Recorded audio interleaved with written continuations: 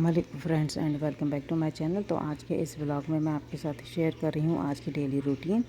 तो आ गई हूँ मैं किचन में, देख रही थी कि पत्तियाँ सूखी क्या नहीं, क्योंकि रात को मैंने इन्हें ओवरनाइट के लिए रख दिया था बाहर और सुखाने के लिए। ये मिंट लीव्स है, पुदीने की पत्तियाँ हैं, अब ड्राई हो चुकी हैं तो मैंने इन्हें क्रश कर लिया हाथों की मदद से और इन्हें डाल दूँगी मैं एक एयर टाइट कंटेनर में। और दूसरी साइड में आप देख रहे हैं करी लीव्स हैं, जिसको भी मैंने अच्छे से वॉश कर लिया था और सुखाने रख दिया था बाहर, लेकिन शायद इसमें 2 दिन लगेंगे, तो अभी मैं दोबारा से बाहर रख दूँगी ओवरनाइट के लिए। या फिर धूप में तो ज़्यादा नहीं रखना, क्योंकि धूप में ये काली पड़ जाती हैं, इसलिए मैं रात को ही रखती हूँ। और फिर मैं आ गई अपने बेडरूम में, थोड़ा सा क्लीन करना था। आज मैंने थोड़ी सेट की अपनी ड्रेसिंग टेबल। आप मुझे देख कर बताइएगा कि आपको मेरी ड्रेसिंग टेबल कैसी लगी। सिंपल वे में मैंने इसे सजाया है और बेड को भी मैंने अच्छे से सेट कर लिया है, सफाई कर ली है, झाड़ू कर ली है, मॉपिंग कर ली है, ताकि घर साफ़ सुथरा लगे। क्योंकि यहाँ पे मेड इतनी आसानी से नहीं मिलती, काफ़ी कॉस्टली बैठता है उन्हें रखना। तो बेटर ये है कि आप खुद अपने घर के काम करें और इतना ना फैलाएं कि ये समेटा ना जाए, उतना ही फैलाव करें कि आप जितनी आपकी हिम्मत हो समेटने की। फिर मैं आ गई किचन में, क्योंकि थोड़ी सी मुझे किचन में काम था, मतलब ऑर्गेनाइज़ करनी थी फ्रिज। लास्ट नाइट मैं गई थी लुलु मॉल, तो वहाँ से मैं ग्रॉसरी लेकर आई थी और अभी तो फ़िलहाल तो मैंने ऐसे ही मैंने फ्रिज में डाल दिया था कि नेक्स्ट डे मॉर्निंग जब टाइम मिलेगा तो मैं कर लूँगी। तो अल्हम्दुलिल्लाह आज मेरे पास काफ़ी टाइम था। खाना भी मुझे इतना भारी नहीं बनाना था, हल्का दाल चावल ही बनाने थे, तो काफ़ी मेरे पास टाइम था करने के लिए। बच्चे स्कूल चले गए थे, हस्बैंड ऑफिस चले गए थे, बस यासिर मेरे साथ था, तो वही मेरे साथ लगा हुआ था किचन में। और ये जो आप देख रहे हैं प्रोडक्ट, ये याकुल्ट जैसा ही यहाँ पर मिलता है, जैसे कि इंडिया में याकुल्ट होता है गट हेल्थ के लिए, ये यहाँ पर बहुत मशहूर है, काफ़ी लोग इसे परचेज़ करते हैं। तो सोचा मैं भी ला कर देखूँ, और एक मैंने भी ट्राई करके देखा, तो बिल्कुल याकुल्ट जैसा टेस्ट है। इसको पहले शेक करना पड़ता है, ये काफ़ी हेल्थ के लिए अच्छा होता है। तो सारा सामान मैंने एक एक करके बाहर रख दिया है। पूरी फ्रिज मैंने खाली कर दी थी, फिर अच्छे से क्लीन करके सफाई करके उसको सुखाने के बाद फिर मैंने एक 1 बाय 1 सारी चीज़ें दोबारा रखी। और यासिर मुझे थोड़ा सा परेशान भी कर रहा था, लेकिन साथ भी दे रहा था। ये देखिए खड़ा हुए मेरे साथ, तो काफ़ी टाइम लग गया इधर से उधर रखने में चीज़ें। जो चीज़ें मुझे ज़रूरत नहीं थी, मतलब अभी फ़िलहाल के लिए, वो मैं पीछे रख रही थी, और जो डेली यूज़ में काम में आने वाली चीज़ें वो मैं आगे रख रही थी, ताकि पीछे हाथ डालना ना पड़े और इजीली मैं आगे से उठा लूँ और बच्चे भी आगे से ही यूज़ कर लें उन चीज़ों को उठा के।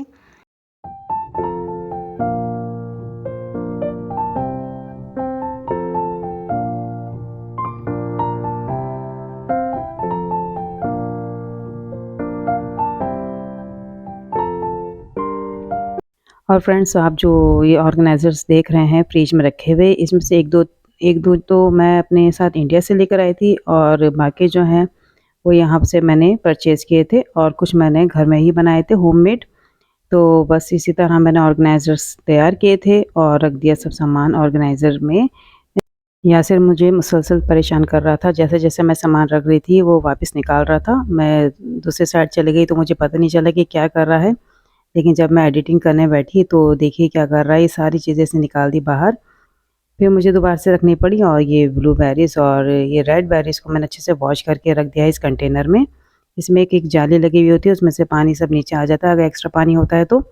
और ये देखिए अभी भी शैतानी इसकी जारी है, ये देखिए क्या कर रहा है ये। क्योंकि मैं दूसरे साइड में थी, मुझे नज़र नहीं आया कि कर क्या रहा है। बाद में मुझे पता चला कि इसने ये हरकत की है। तो देखिए मेरे यासिर की हरकतें।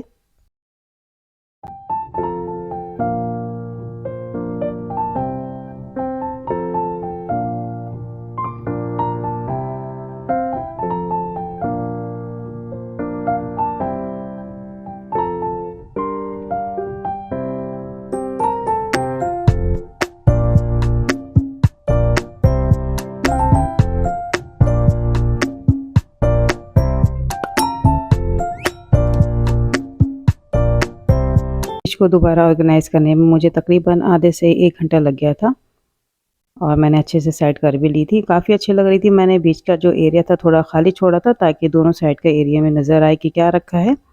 और जो सामान मुझे यूज़ नहीं करना होता है, मतलब कभी-कभी यूज़ करती हूँ, वो मैंने पीछे रख दिया था बैक साइड में, और जो मैं डेली बेसिस पे यूज़ करती हूँ वो मैंने आगे रख रखा है। वेजिटेबल भी मैंने नीचे बॉक्सेस में रख दिए, एक में रख दिए वेजिटेबल्स और दूसरे बॉक्स में रख दिए फ्रूट्स। और ये चेरी टोमेटोज़ अनाया को बहुत पसंद है, ये मैंने एक छोटे से कंटेनर में करके यहाँ रख दिए हैं, स्कूल से आने के बाद उसे दूँगी। तो साइड में तो ऑर्गेनाइज़ हुई हुई थी चीज़ मेरी, तो यहाँ मैंने मिल्क के डब्बे रख रखे हैं और ये ऊपर एग्स हैं और बाकी मसाले के डब्बे हैं। तो एक साइड तो मेरा ऑर्गेनाइज था, इसको करने की ज़रूरत नहीं थी।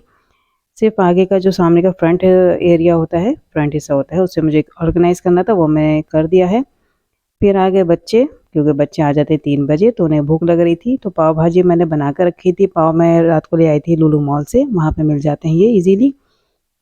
और फिर मैंने ये जो आप देख रहे हैं ये गार्लिक सॉस है, ये पिज़्ज़ा के साथ आई थी, तो वही मैंने पाव में लगा के सेक लिया था हल्का-हल्का। और पाव भाजी की जो भाजी बनाई थी वो मैंने फ्रिज में रख रखी थी, उसे निकाल कर मैंने गरम किया और दूसरे पैन में मैंने सेक लिए पाव अच्छे से और बच्चों को दे दिया इनका लंच।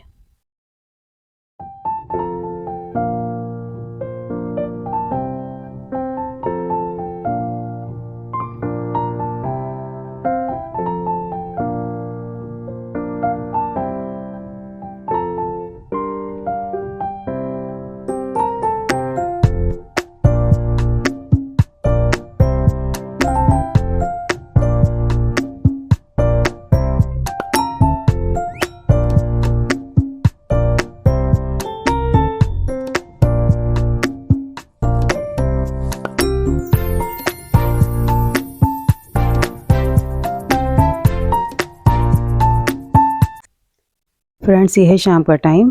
कल मैं फ्रूट्स भी लेकर आई थी, तो उसमें स्ट्रॉबेरी भी लेकर आई थी लुलु मॉल से। इतनी बड़ी स्ट्रॉबेरी मैंने पहले कभी नहीं देखी थी और यकीन मानिए इतना अच्छा टेस्ट, इतना मीठा टेस्ट मैंने कभी नहीं खाया था। और मैं तो समझती थी कि स्ट्रॉबेरी खट्टी होती है, क्योंकि मैंने इंडिया में काफ़ी खट्टी ही खाई है, तो मुझे पसंद नहीं थी। लेकिन ये मैंने फर्स्ट टाइम इतनी अच्छी मीठी खाई है, तो मुझे काफ़ी अच्छी लगी। पता नहीं किस मुल्क की थी, क्योंकि यहाँ पर सऊदी में रियाद में हर तरह के मुल्क के फ्रूट्स और वेजिटेबल्स आते हैं। पता नहीं कौन सी कंट्री की थी, लेकिन बहुत ही मीठी थी। तो मैंने इसे वॉश कर लिया है एक बर्तन में डाल के, सोडा डाल के, बेकिंग सोडा, और तकरीबन 1 से 2 मिनट छोड़ा था पानी में और उसे अच्छे से वॉश कर लिया था। इसे वॉश करना बहुत ज़रूरी होता है, क्योंकि इसमें जो डस्ट होती है काफ़ी, और जो कि नज़र नहीं आती, और काफ़ी इसमें जो डस्ट पार्टिकल्स होते हैं वो अंदर डीप में फंसे हुए होते हैं, वो बेकिंग सोडा से आसानी से निकल जाते हैं। या तो आप बेकिंग सोडा डाल दिए या फिर विनेगर, ये दोनों ही काम अच्छे से करते हैं। और वॉश करने के बाद आप इन्हें यूज़ कर सकते हैं, डायरेक्ट मत खाइएगा, नुकसान हो सकता है। और एकदम पानी से वन टाइम धोने पे नहीं जाता, इसको 1 से 2 मिनट तकरीबन रखना होता है बेकिंग सोडे में। तो यहाँ पर ईद आ गई थी किचन में, उसे भूख लग रही थी, तो मैंने सोचा कि स्ट्रॉबेरीज़ तो मैं धो ही रही हूँ, तो इसका ही कुछ बना ले। तो उसने ब्रेड लेके, ब्राउन ब्रेड, और उस पे न्यूटेला लगा के और ऊपर से ये स्लाइस कर लिए थे स्ट्रॉबेरीज़, और वो प्लेस करके और खा लिया था। तो स्ट्रॉबेरीज़ तो इतने मज़े के थे कि जब बच्चों ने देखा कि स्ट्रॉबेरीज़ धुल गई हैं, तो उन्होंने फ़ौरन ही फ़िनिश कर लिया था, क्योंकि जब कोई चीज़ अच्छी होती है तो जल्दी ख़त्म हो जाती है, और कोई भी चीज़ में कोई किसी भी तरह की कोई कमी हो ना, तो वो रखी रहती है, या फिर मुझे ख़त्म करनी है या फिर मैं किसी और चीज़ में उसे यूज़ कर लेती हूँ। दोस्तों ये है मगरिब का टाइम, मैं आ गई किचन में। थोड़ा-सा मुझे ऑर्गेनाइज़ करनी थी कैबिनेट। पहले भी मैं कर चुकी हूँ, मैंने शेयर किया था पहले वीडियो में किस तरह मैंने इसको सेट करके रखा है, लेकिन दोबारा से ये मैस हो गई थी, आगे-पीछे जार हो गए थे।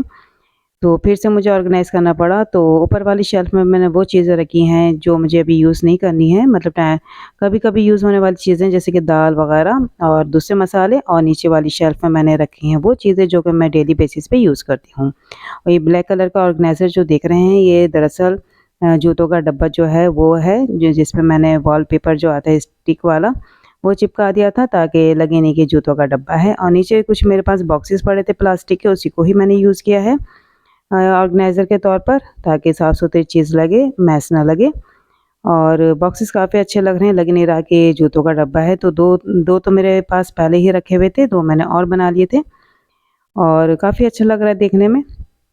और जी, मैंने इस तरह से ऑर्गेनाइज़ किया है अपने ऊपर वाली शेल्फ़ को। यहाँ साइडों में देख रहे होंगे छोटी-छोटी सारी बॉटल्स रखी हुई हैं। अभी कुछ दिनों बाद मैं फिर से इसको ऑर्गेनाइज़ करूँगी, क्योंकि अभी आए हुए इस घर में हमें हुए हैं तकरीबन 1 महीना। तो अभी मुझे इतनी शॉपिंग की ज़रूरत नहीं पड़ रही कि इस घर को सजाने के लिए या ऑर्गेनाइज़ करने के लिए। जैसे-जैसे टाइम बीतता चला जाएगा तो मैं ख़रीदती रहूँगी चीज़ें, और जैसे भी ज़रूरत पड़ेगी उस हिसाब से चीज़ें ख़रीदी जाएँगी और लगाया जाएगा। ये नहीं कि सामान ज़्यादा ख़रीद कर भर लूँ और फिर वो ऑर्गेनाइज़ करना भारी हो जाता है। तो अभी तो मुझे ज़रूरत नहीं पड़ रही, लेकिन इंशाअल्लाह आगे चल के बहुत अच्छा अपना किचन और घर वगैरह सजाऊँगी। इसमें से कुछ ऑर्गेनाइज़र्स जो हैं वो मैं इंडिया से लेकर आई थी, कुछ को मैंने यहाँ पर ख़ुद बनाया है और कुछ हस्बैंड यूज़ कर रहे थे क्योंकि वो 1 साल से यहाँ पर थे तो किचन में काम करते थे। तो कुछ जार उनके लाए हुए थे वो मैंने यूज़ किया है ताकि मुझे ज़्यादा ख़रीदने की ज़रूरत ना पड़े और मैं आराम से काम कर सकूँ।